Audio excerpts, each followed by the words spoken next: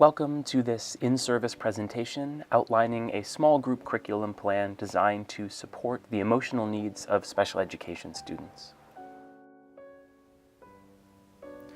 A study conducted by the World Health Organization indicated that mental health problems account for nearly half of all disabilities among individuals between the ages of 10 and 24. In addition, it is believed that 17% of children in the United States suffer from a mental illness. Mental illness can have lifelong consequences for children. These consequences include social isolation, disproportionate disciplinary rates, and an increased likelihood of truancy, dropping out, or becoming involved in the criminal justice system. Research continues to suggest that special education students have unique social and emotional needs, and that, for such students, social emotional interventions may be key to academic success. While it is a heterogeneous category, students with learning disabilities often have fewer friends, struggle with social acceptance, have a lower academic self-concept, poor social skills, as well as higher levels of loneliness, depression, and problem behaviors. Given the relationship between learning disabilities and social or emotional challenges, it is imperative that schools take an active part in addressing the needs of special education students. The following presentation outlines a social and emotional curriculum designed for a small group and intended to increase self-efficacy, self-awareness, confidence, social skills, and problem-solving abilities.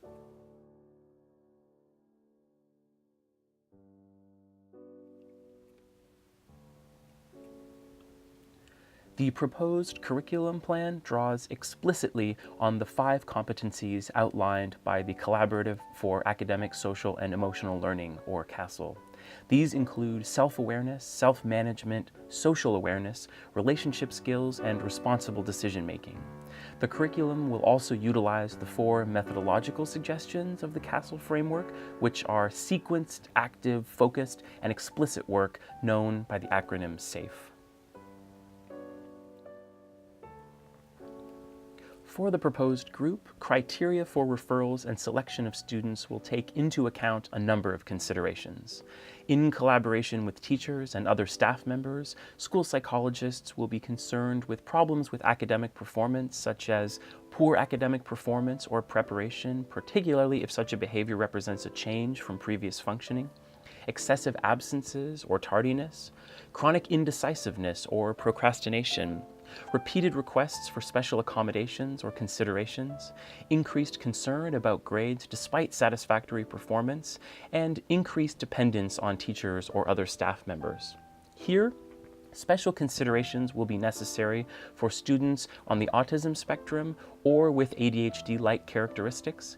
Additionally, all special education students will be considered for participation in the counseling group in connection to the specific accommodations, supports, and goals outlined in their IEPs. Significant behaviors leading to consideration will also include listlessness, lack of energy, or falling asleep in class, disruptive classroom behaviors, marked changes in personal hygiene, impaired speech or disjointed, confused thought, aggressive or threatening behavior, extreme mood changes or excessive, inappropriate displays of emotion, hyperactivity, irritability, or heightened anxiety, prolonged or extreme emotionality, dramatic weight loss or weight gain with no apparent physical illness or reason, bizarre or strange behaviors indicating a loss of contact with reality, use of mood-altering chemicals such as alcohol or drugs. In addition to special education students, the proposed group will include peer group leaders with positions of leadership in the school.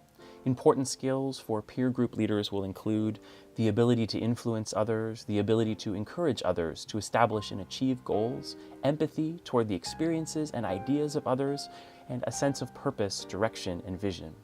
These students may also be students who have experienced trauma, loss of a loved one, anxiety, or serious life obstacles. Following a referral, informed consent will be obtained and a preliminary meeting will be set up. Numerous studies have reported the positive impact of social-emotional learning programs on both social-emotional and academic outcomes. The amount of time needed for students to benefit from such programs can range from as little as 8 weeks to an entire school year. The way in which the program is taught to students, whether in the classroom or in a small group, impacts the necessary length of the program. However, regardless of time frame, ensuring that the curriculum and group are structured and based on the 5 competencies and 4 elements outlined by Castle will ensure the best possible outcomes. For the proposed curriculum, the time range is 1 semester, 16 weeks, with an option for a new group in the following semester. A single semester has been identified as a significant initial course, as the group will meet away from class for 30 minutes weekly. Reevaluation at the end of the semester will allow both counselors and individuals to consider continued participation. According to Belland, 2007, social and emotional learning is the process by which people develop the skills to recognize and manage emotions, form positive relationships, solve problems, become motivated to accomplish a goal, make responsible decisions, and avoid risky behaviors. Emotions can either facilitate or impede a student's academic engagement, work ethic, commitment, or academic achievement. Given this, the following are the proposed goals for addressing the emotional needs of the students in the group. First, help students understand their strengths and needs, then learn how to manage their emotions and how to empathize with others. Finally, begin to address resolving conflicts and making positive social choices moving forward. For students who suffer from attention issues, it will be important to provide support in determining how they learn best and what types of accommodations they may need in order to succeed. In addition, guiding students with learning and attention issues through self-reflection may also help them build their social and emotional skills. When setting goals and choosing the best program to address emotional needs, it is important to use a universal design for learning in order to ensure that all students are able to access and engage in the social emotional learning curriculum. The theoretical foundation for the proposed group draws on the work of Alfred Adler, who proposed a psychology of growth in contrast and opposition to classical psychoanalysis. Adler's approach differed from the Freudian psychoanalysis, as he contended that neurosis was the result of the individual's withdrawal from the essential tasks of life, leading to a focus on the person's struggles to become all they want to be. An important difference between the psychodynamic approach Adler called individual psychology and that of Freud is the studied population. Adler based his studies on the social and political relationships of the human being as part of a group or family, rather than focusing on the neurotic population. This proposed group counseling curriculum draws on this principle in its inclusion of diverse students from both general and special education populations, recognizing both similarities and differences in their desires to achieve competency. Adler's social view of the individual is explained by the human necessity of setting both short and long-term goals. Adler's theoretical approach stresses self-determination and consciousness, and therefore the decisions of the client. For this reason, the Adlerian counselor plays the role of educator, collaborator, and encourager for the client in the therapeutic process. The individual's behaviors are understood using a holistic methodology, which includes an overview of the person's lifestyle and social perspective, and an appreciation of the specific features that distinguish an individual's behavior, decisions, and ultimately the goals they pursue. Because Adler's theory is based on the need to overcome feelings of inferiority, its practical application attempts to teach people the best way to overcome the particular challenges they face. From an Adlerian perspective, group therapy seeks to clarify the nature of social interactions at both the individual and social level, practicing techniques to improve common relationships. Here, group therapy will attempt to promote the blending of cultural factors and personal needs in support of a democratic evolution of the community and culture. Rather than focus on the individual's experience in isolation, this approach seeks to connect personal evolution and change to the collective concerns of the community.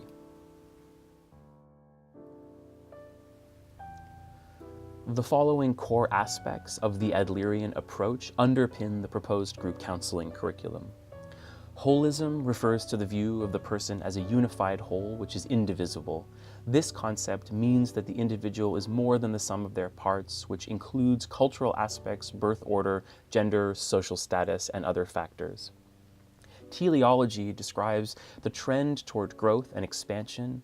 According to this vision, the human being makes decisions according to past experiences, present situations, and future goals. Phenomenology emphasizes the way that individuals perceive the world in the widest possible aspect. Creativity and choice suggests that people are creative and strive toward perfection and self-determination. Social interest and community feelings are described as a positive interest toward others in the world. This theoretical approach equates social interest with a sense of identification and empathy with others. These aspects are crucial in the practice of group counseling, as the general goals of the group therapy are to increase self-esteem, interest in others, and feelings of equality and interest in others. Inferiority and superiority are important concepts to Adler, as he believed that children experience inferiority at some point in their growth. These feelings are not viewed as negative because they are the engine which drives individual overcoming, the sense of self-worth in order to ascend towards superiority. Finally, the role of the family is emphasized in Adlerian therapy as a significant element in the development of the individual's personality and behaviors. Birth order, family atmosphere, feminine or masculine guidelines, values, and the role of religion are all essential to consider during therapy. The proposed curriculum draws on an evidence-based program called the Zones of Regulation, developed by Leah M. Coyers. The Zones of Regulation is a framework for thinking and a treatment approach that is based on evidence in the fields of autism spectrum disorders, attention deficit disorders, and social emotional theories. The Zones integrates systemizing theory, central coherence theory, and cognitive behavioral management. It also ties in social thinking, visual supports, and is a self-management approach. The curriculum focuses on the following areas to help students learn to simultaneously think, monitor, and control their behavior: sensory integration and regulation, emotional self-understanding and emotional self-regulation, executive functioning and cognitive control of behavior, visual scaffolding and visual teaching, social thinking, social perspective taking and interpretation of social response, and development of awareness, internal regulation of concepts and skills.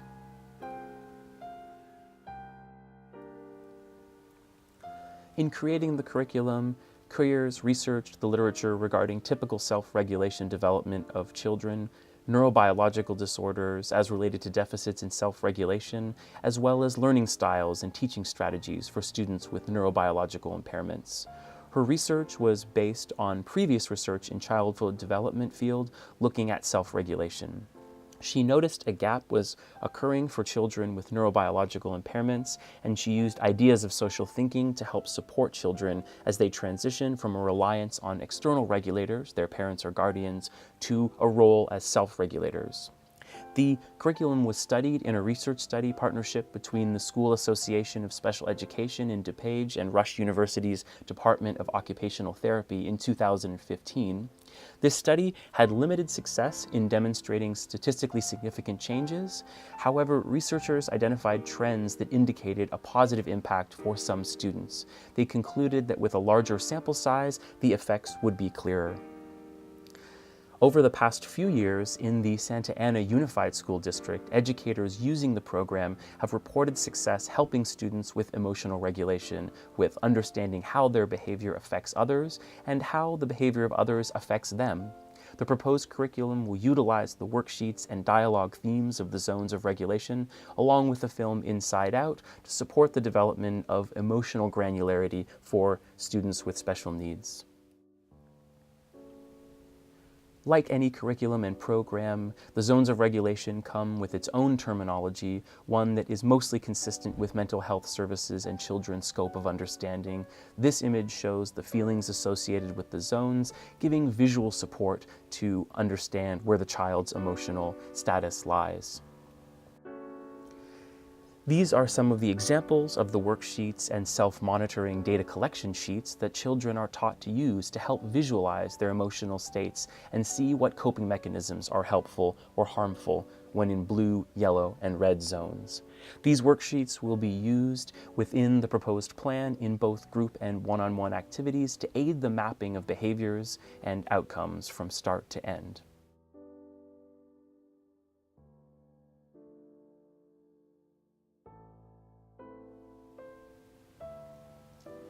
Below are the references and resources used to develop the proposed plan.